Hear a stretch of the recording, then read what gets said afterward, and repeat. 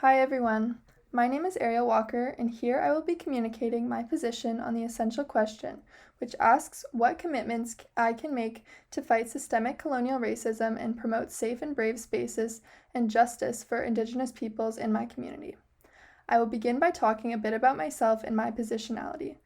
As a non-Indigenous person who is educated through Eurocentric Western education systems, it is important to recognize the dangers of appropriating or overstepping Indigenous voices in my community. The community I have chosen for this assignment is Queen's University. I would like to acknowledge that Queen's University is situated upon traditional territories of the Anishinaabe Nation and Haudenosaunee Confederacy. I am grateful to live as an uninvited guest upon these traditional territories. In acknowledging this traditional territory is to recognize its history that predates the establishment of the earliest European colonies. It is also to acknowledge this territory's significance for the Indigenous peoples who lived and continue to live upon it and whose practices and spiritualities were tied to the land and continue to develop in relationship to the territory and its other inhabitants today. It is my understanding that this territory is included with the Dish with One Spoon Wampum Belt Covenant, an agreement between the Iroquois Confederacy and the Confederacy of the Ojibwe and allied nations to peaceably share and care for the resources around the Great Lakes. The Kingston Indigenous community continues to reflect the area's Anishinaabeg and Haudenosaunee roots. There is also a significant Métis community as well as First Peoples from other nations across Turtle Island present here today. In saying this acknowledgement out loud, I internalize the meaning behind the words, give thanks, consider my individual and collective role in the stewardship of Mother Earth and in building relationships between Indigenous people and communities. I have heard many stories of discrimination towards Indigenous peoples in different faculties at Queen's, one of the main faculties being commerce. Though many stories have come up in this specific faculty, I wanted to focus on the Queen's community as a whole, as I am certain there is work to be done across every program. The question at hand has challenged me to look at my relationship with this community more deeply and find ways to locate not only colonial legacy, but understanding the Indigenous history of the land. Despite my best attempts to position myself unbiasedly to address this question, my prior education on Indigenous issues in Canada was centered around a colonial, westernized system which impacts my ability to understand Indigenous issues in Canada to an accurate degree and my ability to address systemic colonial racism within my community. My relationship with this question is centered around finding a way I, as a student and member of the community, can create safe spaces and help promote the justice and education to fight against the ongoing systemic colonial racism present in Canada. As Chelsea Vowell mentions, the role of non-Indigenous people must be related to allyship instead of attempting to educate oneself on Indigenous issues that will never fully be understood because we have not experienced the things they have. Overall, I am focused on promoting others' voices to obtain justice within my community through the commitment of safe spaces and the resistance of the colonial legacy that Canada holds. Now I'm going to look more deeply into the question brought forward. The question reads, what commitments can you make to fight systemic colonial racism and promote safe/brave spaces and justice for Indigenous peoples in your community? This question promotes thought while being multidimensional and challenging. There is a significant lack of recognition and acknowledgement by the Canadian government of the terrible racism that Indigenous peoples face due to colonialism. Not only through the government, there is a systemic lack of recognition through our school systems. There is a lack of education about Indigenous issues, traditions, and history in the Canadian education system. In a journal article by Terry Mitchell, she discusses the lack of education on Indigenous matters in Canada and the result of ignorance and continued racism against Indigenous populations. Mitchell explains how many communities in Canada do not provide these safe and brave spaces for Indigenous peoples to thrive, share their culture, histories, and knowledge with each other. This issue is acknowledged by the question as it is a dangerous aspect of the colonial makeup in Canada and must be addressed to accomplish any aspect of reconciliation and decrease the amount of racism that is currently present. This question must then be looked at holistically through an indigenized framework as well as a colonial framework to ensure both perspectives are reviewed.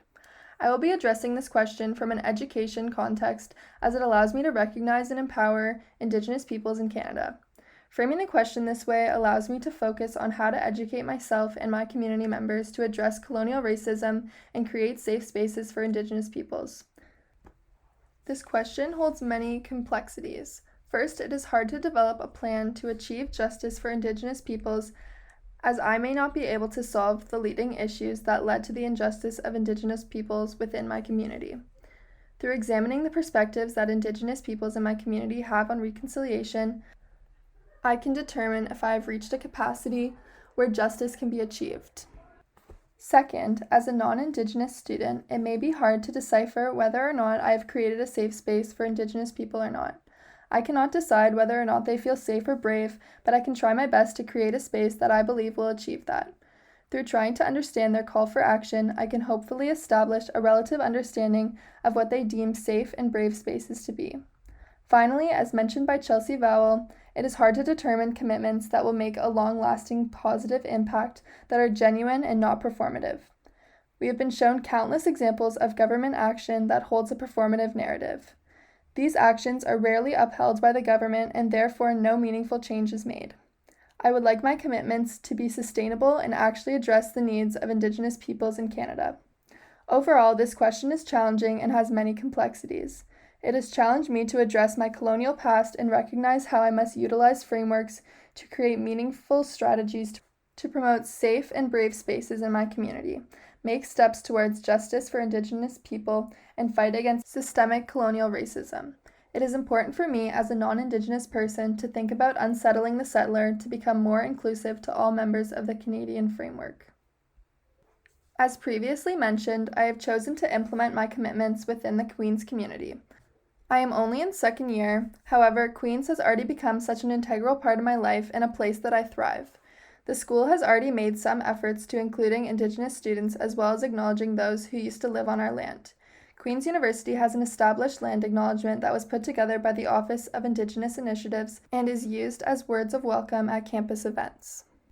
Upon that, Queen's has the Four Directions Indigenous Student Center that offers Indigenous students with counseling services and other services such as research assistance, teaching support, classroom presentations, outreach to community, and committee work and participation.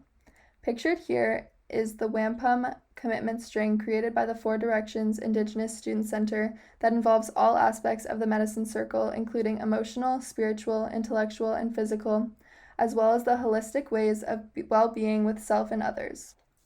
Another Queen's initiative is the Queen's Native Students Association. QNSA is a club comprised of a diverse group of Indigenous and non-Indigenous students that share an interest in Aboriginal cultures and traditions. Their purpose is to promote increased cultural understanding on campus in hopes for solidarity and cooperation towards achieving a campus-wide mutual respect.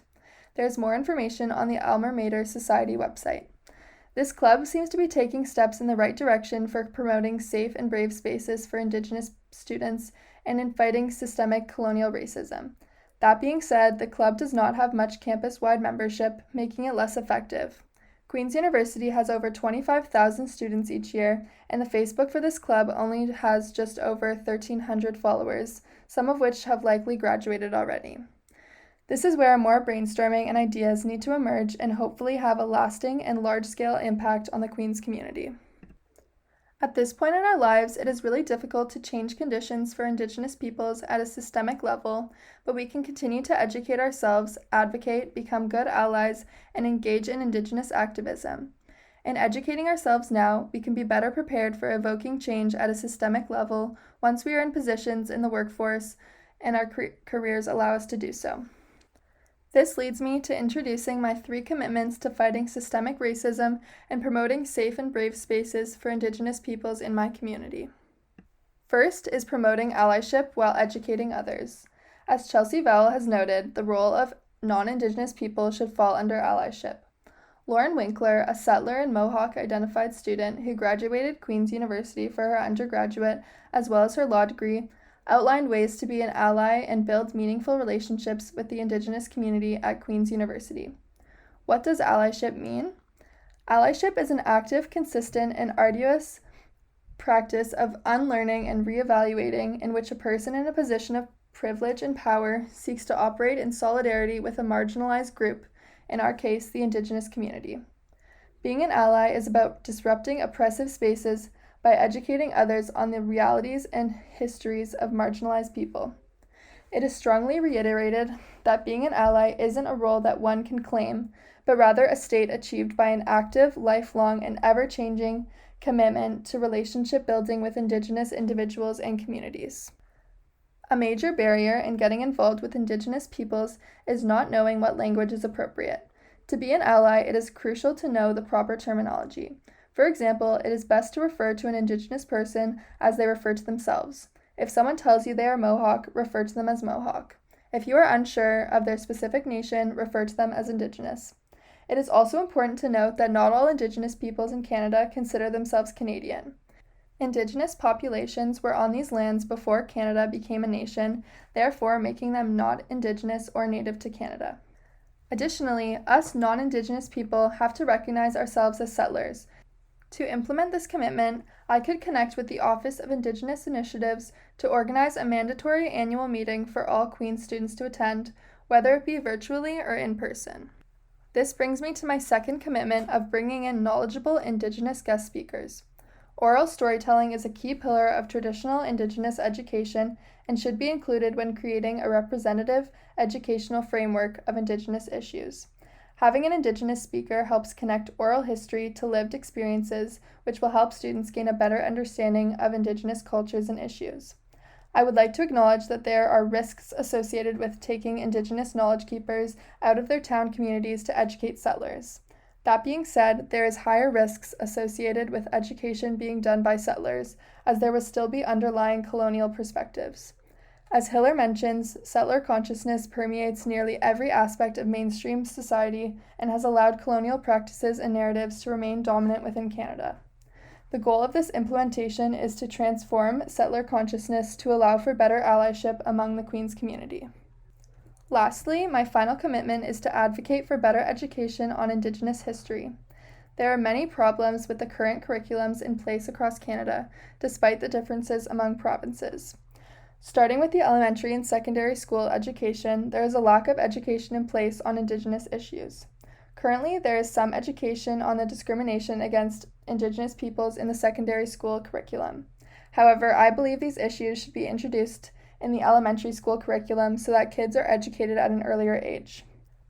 As Jessica Murphy discusses, the youth are our future and therefore must be educated about Indigenous colonial histories in order for them to end the cycle of systemic racism in Canada. Education at an early age may also allow for people to vote when they can, with Indigenous issues in mind. Tracy Friedel talks about how Indigenous youth are using their voices to fight for Indigenous issues. For example, they are fighting for the control over Indigenous elementary and secondary education. The struggle for this control is ongoing and highlighted by the furor over First Nations control of First Nations education. This is seen in Bill C-33, which was tabled by the Government of Canada on April 10, 2014. The First Nations' refusal of this bill has led to the advocating of this issue.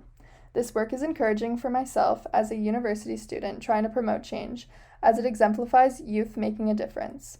I also want to talk about education within the university curriculum, more specifically Queen's University.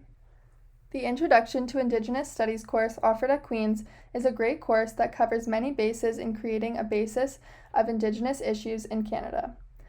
Although it is mandatory for global development students to take this course, I believe that this course should be mandatory for all programs to ensure that knowledge gaps are filled. Programming for certain programs could be altered as well to promote safer spaces in the community for Indigenous peoples. For example, there should be courses for med students on Indigenous healthcare issues and how to treat them. Then when they enter the field, they know what to do. Additionally, there could be courses made mandatory in the journalism program on Indigenous issues so that when they enter the journalism field, they have an unbiased opinion on Indigenous matters. I will advocate for these changes by emailing the administration at Queen's to implement these commitments. Additionally, I will email the ministers of education across Canada to alter their curriculum. I will also create petitions to gain traction and advocate as a group. I would like to acknowledge that I do not by any means believe that any of my commitments are the definitive answer to this question, as it is far too complex to solve in a few steps. Rather, these are more suggestions as to what I believe as a non-Indigenous ally to the Indigenous populations in Canada could be helpful in my given community. Analyzing the essential question outlined in this assignment, I have been able to reflect not only on my conceptualization of Indigenous issues, but also how my perspective of Indigenous issues has changed over time. I have also been able to see ways in which my community can improve to be more inclusive of Indigenous peoples through the creation of safe and brave spaces and measures towards justice, and educating others on systemic colonialism perpetuated in Canada. To help frame a holistic reflection, I will be using the elements of the medicine wheel. The medicine wheel is pictured at the top of the poster, which embodies the 4 directions: Father Sky, Mother Earth, and Spirit Tree. After constructing my response to the essential question, I believe that my overall understanding of the colonial impact on the education system in Canada has changed. I can now see how westernized the system is here. The ignorance resulting from this system has systemically impacted the teachings of Indigenous culture and begun a cycle of lack of understanding among non-Indigenous Canadians. This then allows colonialist tendencies to be preserved in the conceptualization of Canadian history, allowing systemic colonial racism to live on. There is also a lack of representation of Indigenous peoples within our education system and within my community. Before this course, I had no idea of the colonial impact behind the city of Kingston. I can now recognize my ignorance in not knowing this. I need to work mentally on decolonizing myself and attempt to make commitments to decolonize my community by amplifying and strengthening Indigenous voices to educate others as well as myself. It is hard for me to address my own settler guilt, as I often tend to lack accountability within my own community. This question is very emotion-provoking, as it forces me to come to terms with the fact that I have been influenced by my colonial background. I grew up non-Indigenous, which led to my ignorance of any discrepancies in the education system. There are so many gaps within society that have led to the systemic racism of Indigenous peoples, which makes me both sad and angry. It is really difficult to see how a community that I feel so safe and accepted in can be unsafe for many others. There is currently a lack of commitment towards making it a safe space for Indigenous peoples within the community. I was then empowered to determine meaningful commitments that I can make in my community to promote change and address the gaps within society. This experience has inspired me to engage in physical commitments aimed at decolonizing my community and ensuring I am doing my part to help amplify Indigenous voices. There are so many things that can be done to achieve ally status and get involved in at Queen's. I feel more connected to the community through my commitments to empower Indigenous people through allyship, using their stories, and pushing for better school curriculum and education. This question has required me to question my own beliefs and ask myself how I've been influenced by colonial perceptions. The question provokes much reflection on my own values that are reflected within this question. For example, both respect and inclusivity are both so important for me that it just makes sense to push for these things for everyone. It makes you question how people could view those 2 criteria as insignificant. This essential question has also made me conceptualize the importance of dismantling my colonial thinking, as it is easy to get lost in the us-them narrative that is so often used in Canadian school curriculum. I have challenged myself to be more aware and educated on Indigenous histories to work towards fighting against westernized thinking. Overall, this experience was very emotional in realizing the colonial legacy in Kingston that has led to injustice, systemic colonial racism, and a lack of safe and brave spaces. It opened my eyes to Indigenous issues and made me think, understand, and readapt my perception of Indigenous education and the importance of understanding colonial history and the impact it has on Indigenous peoples and communities in Canada.